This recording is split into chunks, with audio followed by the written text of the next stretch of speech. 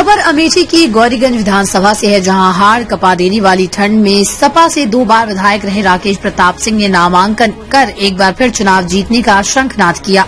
नामांकन से पहले मीडिया से रूबरू हुए सपा विधायक राकेश प्रताप सिंह ने कहा कि जनता को न चांदी का घर चाहिए और न सोने की सड़क, उन्हें तो उनके बीच का नेता चाहिए जो सुख व दुख में उनके काम आए। तीसरी बार विधानसभा पहुंचने के लिए सपा विधायक राकेश प्रताप सिंह जहां चुनाव के जंगी मैदान में उतर पड़े हैं, वहीं भाजपा ने ब्राह्मण कार्ड खेलते हुए गौरीगंज विधानसभा से 2007 में बसपा से विधायक रहे चंद्र प्रकाश मटियारी को चुनावी रणभूमि में उतारकर मुकाबले को और दिलचस्प बना दिया है।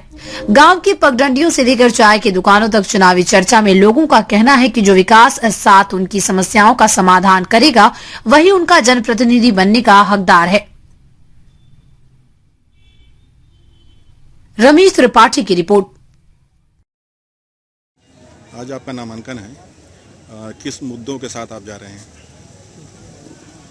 आज पर्चा भरने जा रहा हूं और मुद्दा सिर्फ एक है कि जनता के लिए सुलभ रहूंगा और जनता के लिए हमेशा उपलब्ध रहूंगा। हमको लगता है कि जनता को ना तो चांदी की फरक चाहिए, ना सोने का घर चाहिए। जब वो दुख तकलीफ में हो तो उसके दरवाजे पर पहुंच के उसके आंसू को पोंछा जाए और उसके चेहरे पे मुस्कान लाने का काम किया जाए। ये प्रयास मेरा लगातार पीछे भी रहा है और आगे भी रहेगा। सड़कें बनवाना, बिजली लगवाना या पावर हाउस लगवाना, अस्पताल बनवाना, ये सब कर चुका हूँ।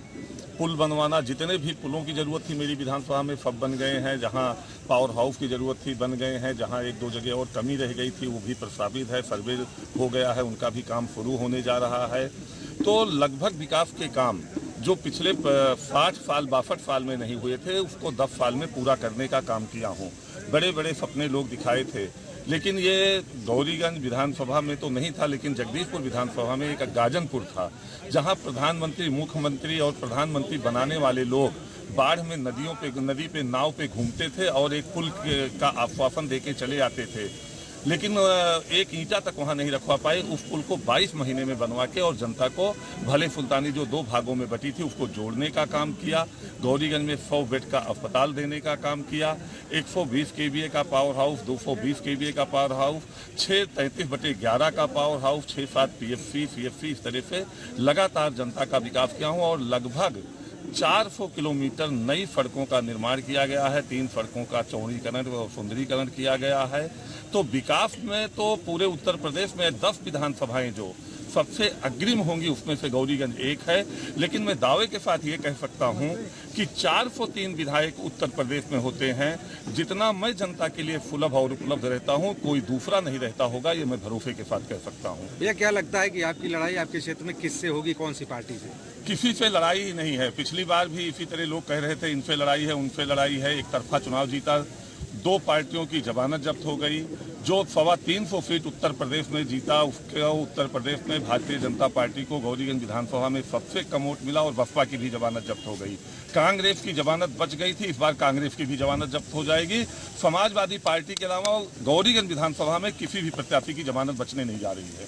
भैया, क्या लगता है आप इस बार जीतेंगे, उसके बाद गौरीगंज के लिए क्या करेंगे नया? जो भी जनता की आवश्यकता होगी उसको सब करूंगा। उसके लिए चाहे सड़क पे लड़ना पड़े, चाहे सदन में लड़ना पड़े और चाहे जेल जाना पड़े।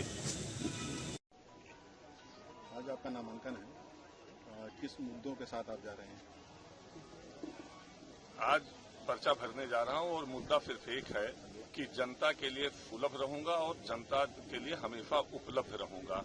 हमको लगता है कि जनता को ना तो चांदी की फरक चाहिए, ना सोने का घर चाहिए।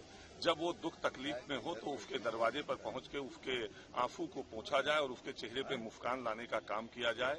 ये प्रयास मेरा लगातार पीछे भी रहा है और आगे भी रहेगा। सड़कें बनवाना, बिजली लगवाना या पावर हाउस लगवाना, अस्पताल बनवाना, ये सब कर चुका हूँ। पुल बनवाना, जितने भी पुलों की जरूरत थी मेरी विधानसभा में सब बन गए हैं। जहां पावर हाउस की जरूरत थी बन गए हैं। जहां 1-2 जगह और कमी रह गई थी वो भी प्रस्तावित है, सर्वे हो गया है, उनका भी काम शुरू होने जा रहा है।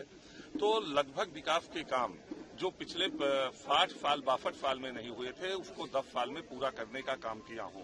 बड़े बड़े सपने लोग दिखाए थे, लेकिन ये गौरीगंज विधानसभा में तो नहीं था, लेकिन जगदीशपुर विधानसभा में एक गाजनपुर था, जहां प्रधानमंत्री, मुख्यमंत्री और प्रधानमंत्री बनाने वाले लोग बाढ़ में नदी पे नाव पे घूमते थे और एक पुल का आश्वासन देके चले आते थे, लेकिन एक ईंटा तक वहां नहीं रखवा पाए। उस पुल को 22 महीने में बनवा के और जनता को भले सुल्तानी जो 2 भागों में बटी थी उसको जोड़ने का काम किया।